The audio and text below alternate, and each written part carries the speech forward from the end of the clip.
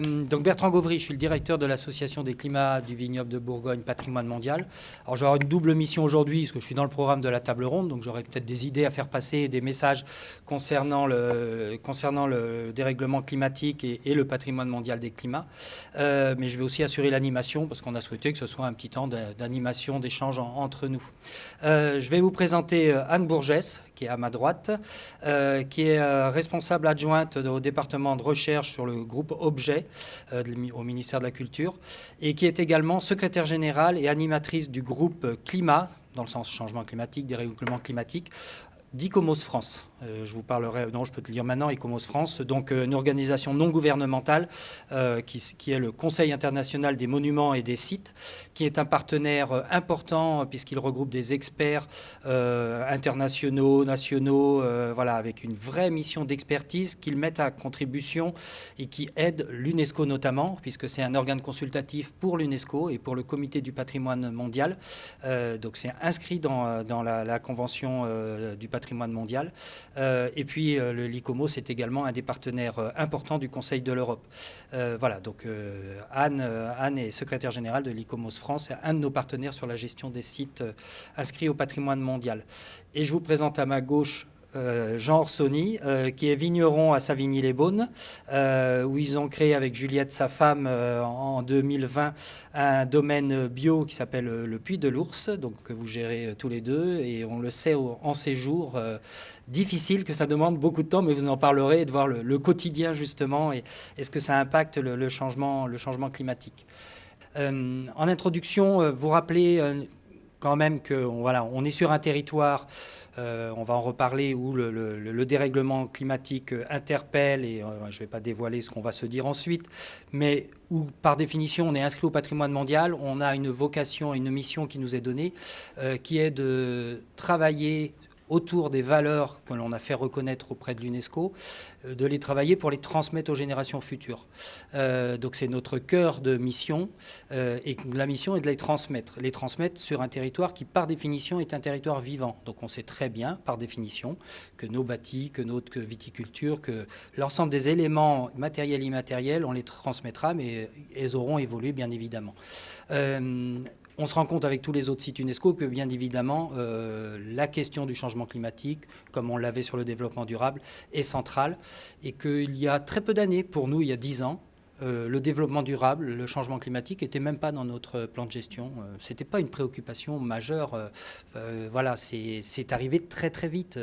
Je suis assez étonné de voir que notre candidature n'a rien qui parle de changement climatique et même de développement durable. On en abordait au titre de la viticulture, mais généralement pas énormément.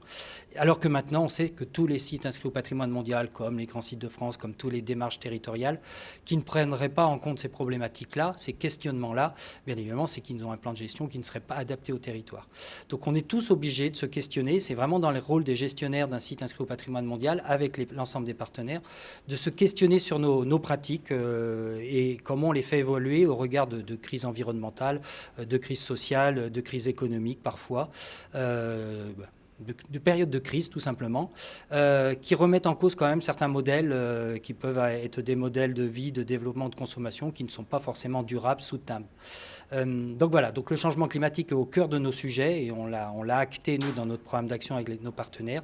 On sait qu'on a besoin de s'adapter, d'anticiper, d'expérimenter, de mieux comprendre sans tout remettre en cause bien évidemment. On le verra aussi, mais je le dis tout de suite parce que les discussions qu'on va avoir, on aura toujours un prisme, nous, pour l'inscription au patrimoine mondial, de se dire est-ce que les solutions qu'on va trouver, parce qu'il y a des solutions, est-ce que le développement qu'on va proposer, qu'il soit lié au changement climatique ou pas d'ailleurs, est-ce qu'il répond bien aux valeurs du site que l'on a fait reconnaître? Est-ce qu'il répond bien à l'authenticité, à l'intégrité du site qu'on a fait reconnaître il y a 10 ans, qui est reconnu au niveau international, dont on a la responsabilité? Donc voilà, donc c'est un sujet majeur. Quand j'ai dit ça, je n'ai répondu à rien du tout. Voilà. Donc je vais me tourner vers Anne. C'est facile, hein. Dans vos missions au ministère et à la fois dans le groupe de travail autour du changement climatique, du dérèglement climatique à l'ICOMOS que vous pilotez, voilà, certains peuvent peut-être encore douter du changement climatique, mais quels sont, vous, les effets que vous observez de ce dérèglement climatique sur le patrimoine? Et on devrait dire, on y fait très attention sur les patrimoines, tous les patrimoines. On est sur un patrimoine vivant, nous, végétal principalement, mais il y a toutes sortes de patrimoines inscrits au patrimoine mondial, il y a toutes sortes de patrimoines du quotidien. Comment vous observez ces effets sur ces patrimoines? Merci, bonsoir à tous. Donc d'abord, je veux remercier Bertrand et puis les Climats de Bourgogne pour l'invitation au nom d'ICOMOS France et puis du ministère de la Culture. Donc c'est un vrai plaisir de participer ce soir à cette table ronde. Alors en effet, comme Bertrand le dit, ça touche tous les patrimoines. Donc tous les patrimoines, dans ICOMOS et au ministère de la Culture, on ne travaille pas forcément que sur les patrimoines en effet naturels, hein, ça en fait partie, mais pas seulement. Donc c'est quelque chose qu'on aborde depuis quelques années maintenant, assez peu. Hein, on a alerté depuis plus d'une dizaine d'années sur ce sujet-là. On y travaille intensément depuis, on va dire, 3-4 ans quand même. Donc c'est assez récent au final. Et qu'est-ce que ça touche? Le changement climatique, comme vous pouvez le savoir, il y a différentes échelles hein, de ce changement climatique. Donc, ils sont aussi bien des événements longs, hein, sur du long terme, qui va influencer sur plusieurs décennies des changements, et puis des événements aussi plus brutaux, qui sont des événements extrêmes aussi, qui sont liés aussi au changement climatique. Alors, les deux ont des impacts sur le patrimoine, bien sûr, hein, aussi bien sur la biodiversité aussi qui est changeante, qui va apporter du coup également des nuisibles dans les bâtiments historiques aussi, dans les monuments historiques qui sont en train de se développer. On observe aussi des contaminations dans les bois, dans les matériaux pierreux aussi qui sont nouvelles, qui n'existaient pas. On observe aussi des mouvements des sols. Donc on parle des mouvements des sols aussi pour nos habitations. Ça a aussi un impact sur notre patrimoine, bien sûr. Notre patrimoine est sur un sol, hein, la plupart du temps. Donc on a ces mouvements des sols, soit liés à des manques d'eau, hein, l'aridité des sols, donc, qui va provoquer des fissurations aussi dans l'architecture, hein, donc des mouvements dans l'architecture, mais aussi ces sols qui sont très asséchés, lorsqu'ils vont recevoir beaucoup d'eau, vont engendrer aussi des glissements de terrain et aussi des pertes de ces patrimoines-là. Donc ça a une incidence aussi sur les sites archéologiques, bien sûr, qui sont aussi directement liés à ces mouvements des sols. Beaucoup d'études ont été faites, notamment dans le domaine méditerranéen, avec beaucoup de sites archéologiques en Grèce, à Chypre, qui sont soumis justement à ces mouvements de sol importants et qui sont suivis par les ministères de la Culture locaux d'ailleurs. On a également tout ce qui est accidents climatiques, hein, qui sont aussi les incendies, évidemment, qui vont toucher nos sites patrimoniaux et qui peuvent être naturels et culturels, hein, dans les deux sens. Et puis également tout ce qui est inondation. Hein, donc on a toute une partie, un travail aussi. Alors au sein d'ICOMOS et dans le conseil d'administration d'ICOMOS, on a la chance aujourd'hui d'avoir le Bouclier Bleu, qui est une autre association. Et le Bouclier Bleu travaille justement sur ces accidents extrêmes et comment réagir face justement à ces événements extrêmes dans le domaine patrimonial. Alors ça peut être aussi bien en phase d'incendie qu'en phase d'inondation également, ou de tremblements de terre, etc. Mais là, on est un petit peu moins touché de notre côté, mais on est extrêmement touché, vous le savez bien, sur toutes les parties inondation et incendie. Donc il y a un gros impact aussi sur notre patrimoine, sur les archives, sur la conservation des documents, des musées, bien sûr, et des documents d'archives, et évidemment sur le patrimoine naturel. Donc je dirais en effet que ça touche tous les patrimoines, naturels et culturels, et qu'on a un réel besoin aujourd'hui de mesurer ces impacts, mais aussi d'y faire face et de s'adapter justement, et d'adapter nos moyens de conservation et nos moyens d'action aussi sur ces patrimoines-là. Justement, est-ce que la prise de conscience, elle existe en local sur tous ces types de patrimoine? Et vous étiez dernièrement au G20 au Brésil, où cette discussion était centrale du changement climatique, du dérèglement climatique. Voilà, vous en retirez quoi de cette expérience du G20, des discussions du G20, de cette prise de conscience? Et est-ce qu'elle est en adéquation avec ce que l'on vit localement sur les sites, quand on est gestionnaire d'un site, acteur, voilà. Alors, je vais pas dire que des méchancetés. Hein. Non, alors c'est le G20 climat, et action, enfin patrimoine et action climatique, donc lié au patrimoine. Hein, donc c'est une partie du G20 bien sûr. Donc en effet, on constate tous les gestionnaires de sites sont bien au courant, en effet, et le constatent. C'est pas un problème et une remise en question. Donc il n'y a pas de remise en question du changement climatique, de ses impacts. Mais par contre, en termes d'action, c'est vrai qu'on est encore un petit peu loin. Hein. Donc il y a encore une grande marge de manœuvre et beaucoup de choses à faire en termes d'action sur les sites patrimoniaux, quels qu'ils soient naturels ou culturels. Donc ce qui a été dégagé aussi, c'est toujours le besoin, en effet, de mesurer les impacts. C'est toujours, en effet, une identification de ces besoins-là, mais aussi de savoir s'adapter et comment ces patrimoines s'adaptent et se modifient et peuvent donner des réponses aussi à ces changements climatiques. Il ne suffit pas seulement de les subir aussi, il faut les comprendre pour mieux aussi être en réaction avec ces changements climatiques et pouvoir se modifier nos gestions de ces patrimoines. Alors ce qui en a été retiré, c'est aussi le besoin de valoriser. Alors c'est des termes qui sont entrés depuis peu aussi dans le langage, de valoriser la notion de justice climatique.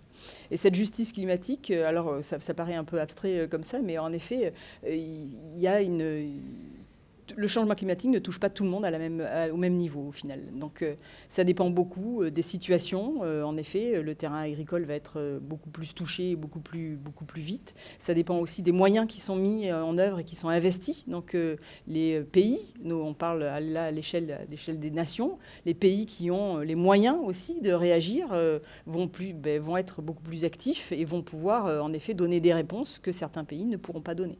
C'est à l'échelle de la population, ça va être aussi le cas. Il y a des populations qui vont pouvoir se protéger, justement, et qui vont avoir les moyens, qui sont des moyens financiers, hein, au final, de se protéger et de s'adapter. D'autres populations qui sont les plus vulnérables, qui vont avoir beaucoup plus de difficultés à s'adapter. Donc il y a cette notion de justice climatique qui peut se retrouver à différentes échelles, hein, sur différents sujets aussi, qui est quand même importante à souligner. Et puis, il y a aussi l'importance, et ce qui a été largement dit, et ce qu'on aura retenu quand même, de l'importance de la prise en compte de la société civile, en effet, dans les problématiques, mais aussi dans les actions. Et que si on ne prend pas en compte la société civile, nous tous, dans ces actions-là, elles seront complètement inefficientes. Donc, il faut qu'on soit tous impliqués, en effet, pour qu'il y ait quand même des actions qui soient réellement applicables aussi sur le terrain. Alors, il y a une expression qui a été dite aussi, c'est prendre part, que la population prend part pour prendre soin, parce qu'au final, c'est eux, enfin c'est nous, c'est vous qui prenez soin de votre patrimoine. Donc, il faut engager les populations locales aussi à cette démarche, et qui n'est pas qu'une démarche politique, et qui n'est pas qu'une démarche aussi financière et législative. Donc, il faut aussi prendre tous les acteurs dans la boucle. Donc c'est identifier les communautés et les territoires aussi qui vont être les plus touchés et les plus sensibles pour être le plus actifs et le plus rapidement possible. Et quelque chose aussi qui est important, c'est d'avoir le même langage et d'avoir aussi des pratiques communes. On est tous, et c'est quelque chose qui se voit beaucoup sur ce domaine-là au final, à développer des méthodes, à développer des outils, chacun dans son coin, un peu de manière un peu en silo, chacun dans son domaine. Et ça ne fait pas forcément avancer la chose, parce que c'est en mettant en commun, justement, et en ayant une démarche commune. Alors, c'est le plus dur, hein, au final. C'est un peu le challenge de tout ça. C'est en mettant en commun et en ayant la même méthodologie et le même vocabulaire qu'on peut arriver à trouver des outils communs, justement, et avoir une même démarche. Mais donc, ça veut dire qu'il faut partager, qu'il faut communiquer, et qu'il faut mettre en commun, qu'il faut diffuser, et qu'il faut aussi enseigner. Donc c'est quelque chose aussi qui boucle un peu l'ensemble de la démarche. C'est-à-dire que sans l'éducation aussi, et sans la formation des professionnels, mais aussi des jeunes, donc à tout ce qu'on appelle la formation continue et la formation permanente, il faut que ça devienne un réflexe au final, et que tous ces langages qu'on peut mettre en place et ces méthodes qu'on met en place soient connus à toutes les échelles et par tous, et ne soient plus ne soit plus un effort à faire au final, que ça soit instinctif, que ça soit naturel. Voilà. Donc c'est un peu les grands thèmes et les grands points qui ressortent du G20. Merci Yann. Je entends dans ce que tu dis ce rôle des acteurs et de faire travailler les acteurs ensemble. On n'y avait pas pensé, mais ça me rappelle quand on a mis en place le développement territorial avec les intercommunalités. J'en ai créé plusieurs et on est parti de billes en tête sur des actions, sur des projets. Puis on avait oublié un peu de se concerter. Et voilà. Et bon, c'était un peu imposé à l'époque. Donc on est revenu sur des méthodologies justement de savoir qui fait quoi, comment on le fait, faire des choses ensemble et le faire savoir. Et je pense que c'est un élément qu'on essaye de mettre en place sur les territoires. Alors comme on parle d'acteurs, je vais me retourner vers Jean. Jean Orsoni, qui est donc vigneron à Savigny-les-Beaunes. Jean, comme vous vivez directement ce dérèglement climatique sur le terrain et dans vos vignes, où vous étiez tout à l'heure. Ça demande beaucoup d'attention, surtout en ces jours. Comment vous percevez déjà cette prise de conscience alors, vous parlez à titre individuel, mais privé, vous, personnellement, et puis comment vous... Oui. Bonsoir à tous. Merci encore, Bertrand, les climats, la Cité et Michel pour avoir suscité cet échange. Pour répondre vraiment directement à cette question-là, moi, je fais pas le constat qu'il y a autour, dans les vignerons que je connais aujourd'hui, des climato-sceptiques absolus. Je pense au contraire, je pense qu'on fait tous le constat.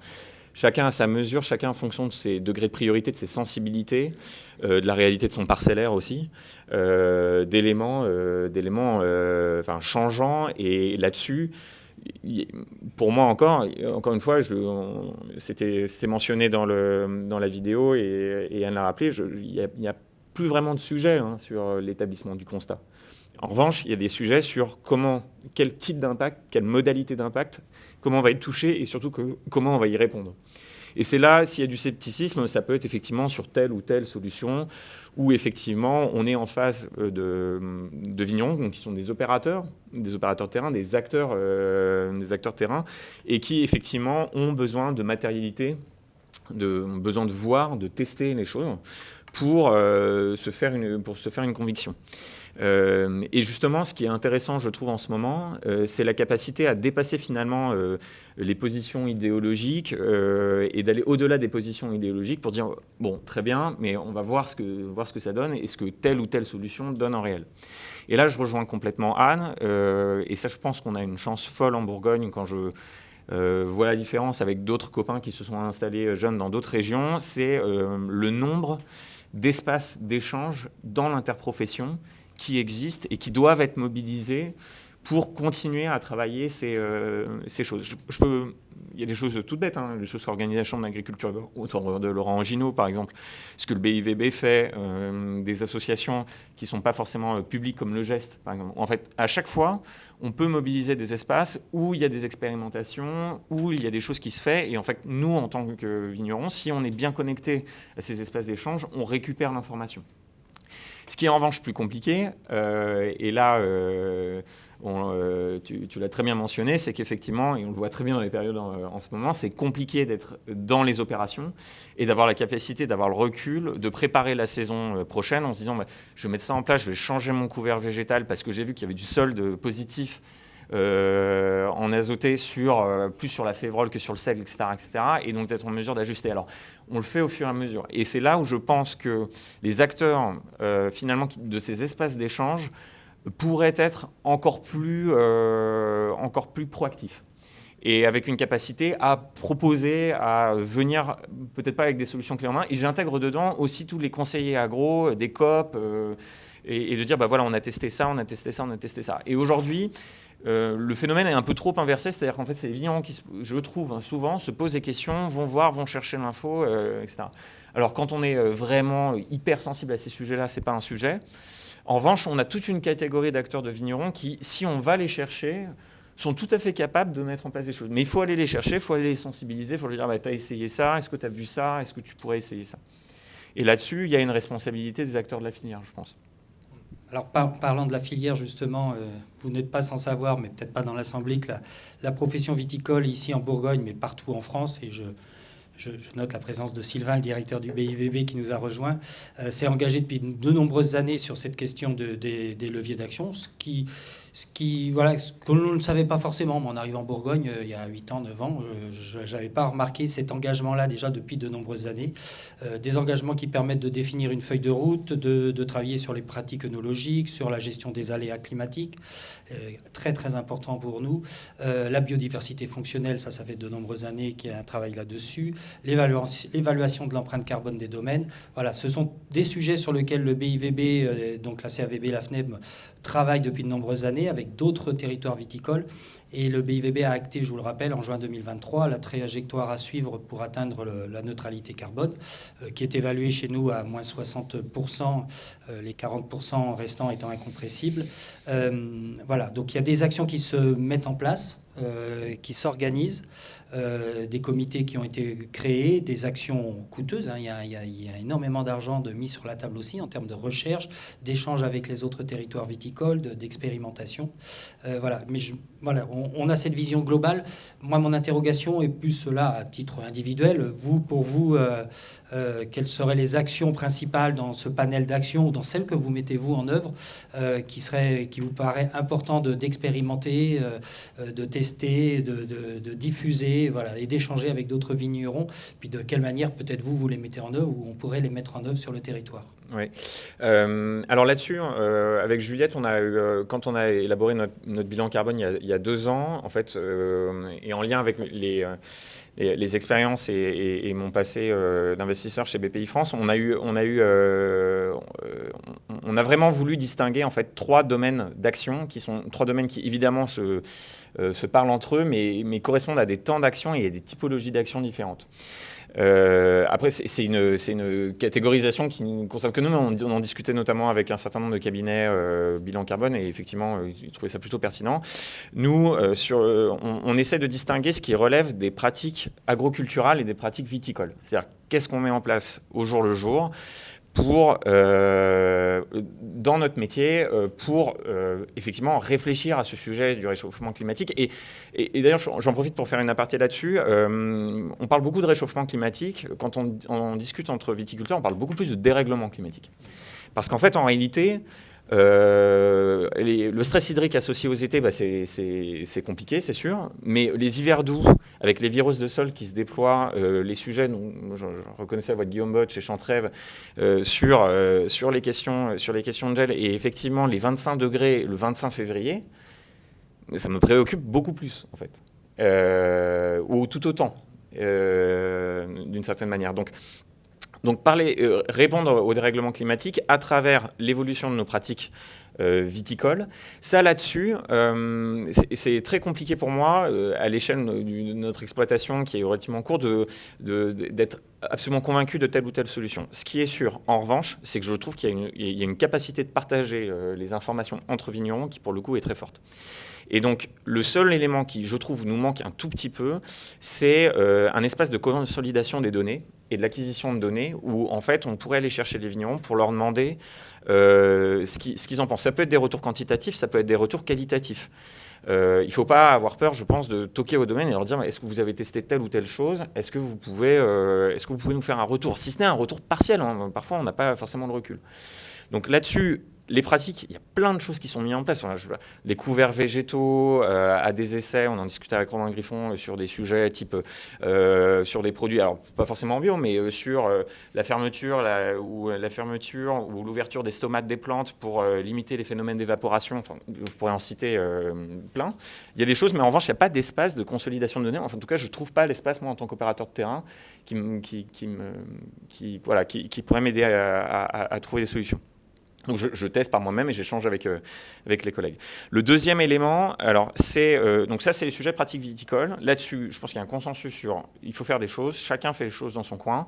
C'est un peu fouillis. On a les espaces d'échange. Tant qu'il y aura les espaces d'échange, on pourra partager. On peut améliorer l'acquisition de données. Deuxième élément, il y a les questions de biodiversité. Alors là, moi je trouve que c'est pour le coup plus compliqué à la fois de mesurer et d'échanger. parce qu'en fait, en réalité, l'approche de la biodiversité a quelque chose de très systémique. Et aujourd'hui, demain, si je mets des couverts végétaux parce que je veux améliorer la concentration d'une population d'insectes X ou Y, je suis dépendant de la forêt qui est à côté, de la haie du voisin, de la réalité effectivement sous-solaire, des nappes, etc. Et donc j'ai du mal à, en fait, je peux avoir envie d'avoir une initiative, mais j'ai du mal à le matérialiser, l'objectiver dans une logique globale, dans une stratégie globale que je mènerai au sein de mon exploitation sur 10 ans. Et ça, là-dessus, je n'ai pas beaucoup de réponses. Pour le coup, je sais qu'on peut faire des choses sur l'agroforesterie, on est mobilisé là-dessus, mais là, pour le coup, il y a une responsabilité, je ne dirais pas des acteurs de la filière, mais peut-être plutôt à l'échelle plus des collectivités ou de l'État, sur la capacité à quand même proposer des choses à l'échelle systémique et être en mesure de décliner à travers soit les collectivités, soit les services préfectoraux, mais une capacité à dire, bah voilà, là-dessus, sur la biodiversité, on a telle ou telle chose, donc on vous invite à faire telle ou telle action. Là-dessus, on pourrait... Alors, il y a quelques éléments, parce que là, on parle agricole. Je dirais qu'en cuverie, là, pour le coup, il y a des choses Alors, pour le coup, on est très sensible, on en discute avec pas mal de vignerons sur la question de la consommation d'eau. Sur la question de la mesure de notre consommation d'eau, qui est un sujet que j'intègre dans la logique de biodiversité, mais qui pourrait se retrouver ailleurs. Là, pour le coup, on voit très bien, alors notamment avec les acteurs de la filière du machinisme ou avec les laveuses de caisse, enfin, ce genre de choses, on commence à voir des choses apparaître. Mais pareil, alors pour le coup, il y a une volonté de faire, mais encore pas forcément encore énormément de mesures. Mais là-dessus, je pense que l'échelle, enfin, on devrait voir les choses d'un peu plus haut. Et puis il y a un troisième pan d'action qui est la question du viticulteur et du vigneron des domaines comme générateurs et émetteurs transformateurs de matière. Et par le fait d'être transformateurs de matière, évidemment générateurs d'émissions carbone. Donc là, on est sur un troisième pan d'action sur lequel, alors pour le coup, je pense qu'on peut mettre les feux sur sensibiliser aux gens sur les logiques de bilan carbone ou de démarche carbone, non pas dans une logique de flagellation des individus en disant... Moi, quand on a mené notre bilan carbone, on a proposé ça à un certain nombre de collègues et qui nous ont dit « Ah mais non, mais moi, je ne veux pas le faire. » Je fais « Mais pourquoi tu ne veux pas le faire ?» J'ai trop peur du résultat. On s'en fiche. De toute façon, tu es le seul à le faire. Donc, tu veux te comparer à qui ? Il n'y a personne à qui te comparer. Donc, au contraire, prends l'opportunité, tu verras ce que tu fais et ensuite, tu définis ta trajectoire. L'intérêt d'un bilan carbone, c'est comme faire sa comptabilité. Faire de sa comptabilité ne fait pas de vous un génie financier. Bon, faire votre bilan carbone ne fait pas vous quelqu'un de vertueux écologiquement. En revanche, il vous permet de cibler les postes sur lesquels, cibler les postes qui sont plus importants et donc distinguer véritablement ce qui compte et ce qui compte pas, je trouve. Enfin, moi, en tout cas, ça m'a permis vraiment de voir là où il y avait un intérêt à concentrer les feux, et surtout là où j'ai un levier par rapport à ces priorités. Donc, en définissant mes postes et ensuite en définissant mes priorités, je suis capable, pas de changer la planète, mais tout simplement de savoir où je peux agir à l'échelle de 5 ans. Donc peut-être que j'y arriverai, peut-être qu'on n'y arrivera pas. Mais la réalité, c'est que ça me permet d'objectiver le débat et donc du coup d'éviter, parce qu'effectivement, quand on parle d'émissions carbone aujourd'hui, ah mais oui, mais ça, peut-être que ça consomme et ça consomme, etc. Et en fait, on a du mal à avoir les poids. Et donc du coup, derrière en mettant les poids, on est capable de se conscientiser et aussi aller chercher les leviers. Merci Jean. J'entends aussi dans ce que vous dites, oui, ce besoin de mutualiser, d'échanger, de concerter, et voilà. Et je sous-entends qu'un effet n'est pas à attendre de l'activité seule d'un vigneron dans son domaine. Et tant qu'on n'a pas cette prise de conscience et des actions concrètes conjointes, c'est peut-être un objectif vain. Le très bon exemple là-dessus, enfin, si on revient sur les questions de carbone, il n'y a pas que le carbone là-dessus, mais c'est évident que quand vous voyez que le conditionnement, enfin tous les produits associés au conditionnement générant une bouteille finie représentent près de 44% des émissions carbone d'un domaine, et donc d'une bouteille, quand on fait une analyse de cycle de vie, que la bouteille elle-même, donc la production de la bouteille et sa destruction en fin de vie, à usage unique, parce qu'en fait aujourd'hui c'est difficile de trouver des filières de recyclage, représentent 35% de l'émission carbone de la bouteille, on peut discuter, et on peut discuter utilitaire électrique. En lien avec BPI France, qui est mon ancien employeur, on travaille avec Faupin, notamment pour trouver les bons utilitaires qui pourraient... c'est très bien, il faut le faire. Je ne dis pas du tout qu'il ne faut pas le faire. Mais aujourd'hui, en étant capable de travailler et en mettant les feux sur la question de la bouteille à usage unique, on est capable, sur un usage, au lieu d'être unique, mais au moins de 3 fois de la même bouteille, on est capable de faire baisser les émissions d'un domaine de 15 à 20% en fonction de sa réalité. Donc là, par exemple, on est typique sur le cas que vous mentionnez, que tu mentionnes. C'est effectivement, là, on a un enjeu de filière où la capacité structurée de la filière nous permet d'avoir un effet massif. Ensuite, il y a des actions effectivement plus individuelles, où est votre parcellaire, vos utilitaires électriques, etc., etc. Mais là-dessus, effectivement, tant qu'on ne réfléchira pas à ces sujets-là, pour moi, on laissera en fait les viticulteurs se concentrer sur des parts congrues minoritaires sur lesquelles ils ont un effet de levier, mais sur lequel l'impact final peut être relativement réduit, ou pas forcément à la hauteur de l'événement. Et je ne vais pas vous demander votre bilan carbone, mais Ouais. non, mais quelles sont les actions il y a des actions concrètes que vous avez en tête, parce que c'est un jeune domaine, 2020. Voilà. Et qu'est-ce qui a déjà été modifié ou réorienté concrètement pour cet enjeu-là, vis-à-vis de cet enjeu-là? Aujourd'hui, nous, on a fait notre bilan carbone l'année dernière, donc c'est compliqué d'avoir... on a des choses qui sont en cours. Alors, ça va être des choses vraiment toutes petites, et ça va être la réduction des scotch et des adhésifs. La réflexion sur, notamment en lien avec les imprimeries, sur des colles hydrosolubles pour pouvoir avoir la possibilité d'enlever la colle plus facilement, donc permettre le réusage des bouteilles, parce qu'aujourd'hui, le vrai problème, quand on s'adresse aux acteurs de la filière du recyclage, ils disent moi je veux bien prendre les bouteilles. Le problème, c'est que j'ai pas les machines pour enlever la colle. Parce que les colles qui sont aujourd'hui sont trop fortes. Donc, typique, on essaye de voir quelle colle on peut utiliser. Donc, on parle de cartonnage, on parle de colle, on parle d'utilitaire et de moyens de transport au sein du domaine. On s'est rendu compte qu'en fait, quand on calcule le nombre de tours qu'on fait avec les utilitaires, avec les masters, avec les camions qui tournent, en fait, mine de rien, on a une consommation carbone qui est parfois même supérieure à l'envoi de nos bouteilles par exemple, à New York en porte-conteneurs.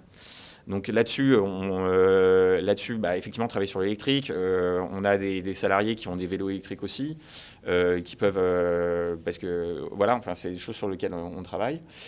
Qu'est-ce que je pourrais vous citer d'autre? Laveuse de caisse, par exemple, sur les enjeux d'eau, pour le coup. Ce qui est intéressant là-dedans, alors je ne sais pas, ça dépend aussi de vos origines, mais il y a un petit document notamment du BIVB, Développement durable, changement climatique, que vous retrouvez, je pense, sur le site internet, je revois le schéma, qui identifie pratiquement une quantité absolument assez vertigineuse de variables qui peuvent être activées. Et voilà. Et donc parfois, c'est des choses relativement pointilleuses ou très en détail, mais multipliées par le nombre d'acteurs. J'en rajoute une directe, par exemple, qui est en lien avec la bouteille, et j'en finirai là, qui est la question du poids de la bouteille, quand même. Malgré tout, sur la consommation avec les fours Verallia, qui sont des fours à gaz aujourd'hui. Alors effectivement, Apollo et BPI France sont au capital Verallia. Et je crois qu'il y a des sujets sur l'électrification des fours. Mais aujourd'hui, effectivement, il y a une question qui peut se poser de notre part. Il y a un arbitrage marketing, pour le coup, sur effectivement le poids de la bouteille. Donc nous, on a essayé de travailler notamment pour descendre en dessous de 530 grammes, pour être sur des choses, effectivement, où on réduit du coup, de facto, les émissions carbone liées à la production des bouteilles. Oui, je sais qu'il y a beaucoup de travaux qui sont menés dans ce domaine-là. Je vais maintenant revenir sur ce que je disais au début, c'est qu'on a la chance d'être sur un territoire inscrit au patrimoine mondial, avec beaucoup d'éléments qui font patrimoine, justement. Et si vous ne le savez pas, je vous invite à découvrir la cité et la partie muséographique de la cité qui est juste en dessous. Mais ce qui est inscrit chez nous au patrimoine mondial, ce sont bien évidemment les vignes et ce paysage viticole, cette mosaïque de parcelles que sont les climats. Ce sont également les villages, ce sont les villes, et c'est tout cet ensemble de paysages culturels. Et comme je vous le disais tout à l'heure, avec des volets immatériels et des volets matériels. Bien évidemment, on porte une attention toute particulière, je le redis, puisque notre mission, qu'on partage avec l'ICOMOS, dont on est membre d'ailleurs, voilà, l'idée c'est de le transmettre aux générations futures, d'accompagner ces évolutions de pratiques viticoles. Faut pas que je bouge, c'est dur pour moi. D'accompagner ces évolutions, que ce soit sur la pratique viticole, que ce soit les pressions urbanistiques, économiques, touristiques, etc. Et dans le cadre du changement climatique, quels que soient ces patrimoines-là, c'est vrai que nous, on est amené à faire une analyse assez particulière, c'est de regarder si potentiellement cette évolution, et c'est un prisme assez particulier, est-ce que cette évolution potentiellement pourrait remettre en cause, altérer, apporter une moins-value à cette valeur universelle exceptionnelle, c'est le terme qu'on utilise avec l'UNESCO, ou au contraire, est-ce que cette évolution, et c'est pas interdit, apporte une plus-value et assure une certaine continuité historique d'une évolution, une viticulture qui a sans cesse évolué, et elle vient l'enrichir. Donc voilà, donc c'est un prisme assez particulier où on ne nous attend pas forcément, mais qui est indispensable quand on porte un territoire inscrit au patrimoine mondial. De ce fait, c'est vrai qu'on est amené souvent à se poser la question, mais est-ce que la solution, elle n'est pas inverse? C'est au lieu de se poser la question, est-ce que ça fait patrimoine? Est-ce que c'est pas ce qui fait patrimoine qui va nous aider à nous préparer, à évoluer dans l'avenir? Donc c'est une petite question pour Anne avec le regard ministère ou ICOMOS. Quel que soit le patrimoine, qu'il soit urbain, monumental, naturel, culturel, est-ce que ce patrimoine, le fait de l'avoir reconnu localement, jusqu'à internationalement, un patrimoine, est-ce que ça, c'est un élément de réponse que l'on peut utiliser et qui peut être indispensable à prendre en compte pour trouver des évolutions, des adaptations? Vaste question.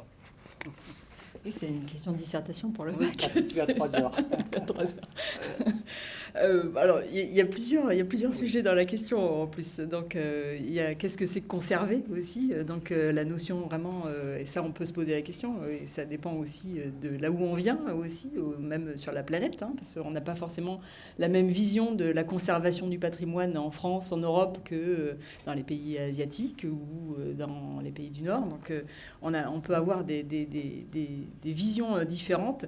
Et est-ce que conserver, c'est figé dans le temps, justement, le patrimoine tel qu'on l'a connu ou tel qu'il a été créé? Alors, on n'a pas créé des espaces naturels, enfin, quoique, il y a des espaces naturels qui ont été créés par l'homme, mais sur un patrimoine bâti, est-ce que, en effet, conserver, c'est le conserver dans son intégrité tel qu'on l'a connu, ou est-ce que c'est l'accompagner dans son évolution? Et c'est ce que c'est ce que le dérèglement climatique, en effet, peut nous inspirer. C'est-à-dire qu'on est plutôt dans un accompagnement de notre patrimoine et de nos manières de vivre aussi. Hein. C'est à nous aussi, dans notre quotidien, de nous adapter et d'évoluer aussi. C'est une sorte d'évolution. Donc notre patrimoine évolue comme nous, on est censé aussi évoluer et s'adapter. Donc ça concerne aussi bien nous en tant qu'êtres humains que nos patrimoines, bien sûr. Alors souvent, je reviens sur quelque chose que tu as dit, le patrimoine, on a l'habitude depuis quelque temps en fait, de le regarder comme ça. C'est de le considérer comme justement une source d'inspiration. Regarder le passé, alors ça se produit sur plein de patrimoines différents, notamment en archéologie, mais aussi en architecture, en ethnologie aussi. C'est regarder le passé pour mieux le comprendre et pour pouvoir bâtir l'avenir. Alors c'est ce en quoi le patrimoine peut nous aider justement. C'est regarder les techniques, les matériaux, les techniques, aussi bien les techniques architecturales hein, que les matériaux biosourcés. Bon, ils reviennent beaucoup à la mode, mais on a eu quand même beaucoup l'habitude de travailler sur des matériaux biosourcés, hein, que ça soit la terre crue, la pierre sèche, la pierre de taille également. Donc la chaux est un petit peu moins biosourcée, c'est sûr, mais on a quand même une donnée en termes d'émissions à gaz à effet de serre qui est quand même beaucoup plus faible que celle du ciment. Donc on a quand même des choses à voir. Et puis des techniques aussi sur l'utilisation de biomatériaux qui sont très largement connus dans les populations aussi locales à différents niveaux. Donc c'est aussi avoir un nouveau regard aussi sur le patrimoine en regardant ce qu'on sait, le comprendre pour pouvoir apporter des idées aussi d'innovation et d'adaptation. Donc c'est pas forcément aussi de conserver tel que c'est et de regarder aussi et de dire tiens en effet on va bâtir en terre, on bâtissait en terre crue, c'était hyper efficace pour se protéger du chaud, on le fait toujours dans les pays très chauds et aussi en Europe d'ailleurs, on a beaucoup d'habitations en terre crue. construisons en terre crue, vivons tous dans une habitation en terre crue. C'est pas aussi la solution. Donc il faut aussi prendre le meilleur et aussi l'adapter vers de l'innovation et vers nos modes aussi de vie aussi, et vers nos façons de faire aussi dans chaque région du monde. Donc il ne s'agit pas aussi de calquer des choses qui sont peut-être incalcables de nos jours. Donc il y a quelque chose aussi qu'on regarde, et ça rejoindra ce que disait Jean aussi, c'est que alors quand on regarde les gaz à effet de serre, justement, et ça s'est fait beaucoup pour le patrimoine bâti, on a beaucoup lutté pour tout ce qui est rénovation énergétique, et donc vous êtes forcément bien au courant de ce sujet-là, qui touche notre patrimoine aussi, parce que notre patrimoine, on lui demande aussi de s'adapter énergétiquement parlant et de s'isoler. Et d'avoir un diagnostic aussi qui était conforme à des performances énergétiques qu'on demande aujourd'hui. Ce qui n'est pas toujours le cas, et ce qui est difficile à faire parce qu'on n'avait pas les outils aussi de mesure sur du bâti qui sont adaptés à la complexité de notre patrimoine, qui sont des matériaux aussi, qui sont des matériaux complexes, des matériaux à différentes propriétés de transfert, etc. Donc on ne va pas entamer la discussion là-dessus, mais qui n'étaient pas prises en compte. Donc on s'est dit aussi, et ça c'est quelque chose qu'on s'est dit dans le groupe ICOMOS, et qui a eu des répercussions au sein du ministère de la Culture, c'est de se dire, on va regarder le patrimoine aussi d'une manière différente que l'habitat contemporain aussi, et on va adapter les moyens de mesure pour que ça prenne en compte, en tout cas, une architecture, des matériaux qui sont peut-être pas ceux du XXIe siècle. Et également, et c'est ce qu'on s'est dit aussi, mais allons plus loin, regardons aussi dans les techniques du patrimoine, justement, qu'est-ce que le patrimoine nous apprend en termes d'architecture, en termes de conception architecturale, pour aller justement réduire nos gaz à effet de serre, justement, et se chauffer ou se climatiser de manière passive. Donc c'est aussi ce qu'on regarde, et ça amène à une réflexion qui est celle de recueillir les données et les informations, justement, dans une sorte d'atlas, justement, des bonnes méthodes ou des bonnes utilisations, des bonnes techniques aussi pour se protéger du chaud, pour se protéger du froid, pour se protéger peut-être d'accidents climatiques tels que des pluies très intenses, etc. Donc c'est aller toquer justement dans la bibliographie, aller toquer dans la documentation qui existe au final, pour aller répertorier un peu tous ces savoir-faire et arriver à les mettre ensemble et à les diffuser pour justement s'en servir comme un outil de diffusion et un outil d'éducation aussi et pour tous, mais aussi un outil pour aller vers de l'innovation et se dire, tiens, regardons, alors vous connaissez tous, je pense, l'exemple des tours à vent en Iran ou en Égypte, justement, où on se sert de la circulation de l'air chaud à travers le souterrain et les nappes d'eau phréatique pour refroidir l'air chaud et le reventiler de manière naturelle dans un espace architectural. Alors ça existe sous différentes formes, c'est aussi de se servir de l'inertie du sous-sol aussi pour refroidir un air chaud. Donc est-ce qu'on ne peut pas réutiliser ces techniques-là aussi pour de l'architecture plus contemporaine avec, voilà. Donc, c'est tout cet aspect-là qui rejoint beaucoup ce que disait Jean, de recueillir les informations, de recueillir les données pour pouvoir les transmettre. Donc ça, c'est quelque chose qui peut se faire à chaque échelle, justement. Ça se fait à l'échelle de l'architecture, ça s'est fait à l'échelle de l'archéologie. Il y a des associations d'archéologues, justement, notamment l'association Rempart, qui a émis un livre blanc des bonnes pratiques et des bonnes recommandations, justement, comment émettre le moins possible de gaz à effet de serre, enfin, être le plus écologique possible lors de chantiers de fouilles. Alors, donc ça se fait dans tous les domaines. Donc c'est également le cas en muséologie, où on ouvre des recycleries, justement, pour mettre en commun des outils, mettre en commun du matériel qui va resservir à faire monter d'autres expositions, justement, où les musées vont pouvoir aller chercher dans des lieux adaptés des matériaux d'exposition, des caisses, aussi des moyens de confinement et de transport des objets, etc. Donc c'est aussi tous ces moyens-là qui se mettent en place sur tous les métiers, sur toutes les échelles. Donc c'est vraiment cette idée, voilà, de regarder aussi ce que le patrimoine peut être, comme il peut être vecteur aussi de sources, d'inspiration pour trouver des solutions et ne pas forcément il ne s'agit pas de subir, du coup, il faut être acteur. Et alors, on en avait parlé aussi, entre un point zéro où, en effet, on a notre patrimoine intact et un point où peut-être certains patrimoines sont amenés à disparaître, parce que c'est aussi le cas. Donc, certains patrimoines disparaîtront et on peut les identifier, peut-être. Il y a quand même toute une phase d'évolution entre 0 et 1. Donc, il y a quand même aussi l'évolution dont tu parlais, Bertrand, et qui est justement où on peut s'adapter et où il y a des choses qui restent à faire, justement. On a travaillé un jour donc dans le groupe d'ICOMOS où on présentait les îlots de chaleur dans les centres urbains, justement, et la ville de Bordeaux montrait notamment comment ils allaient replanter, je ne sais plus, 1 millier d'arbres. Comment ça allait se faire dans la ville de Bordeaux pour rafraîchir la ville, justement, apporter plus de fraîcheur dans le cadre du réchauffement climatique.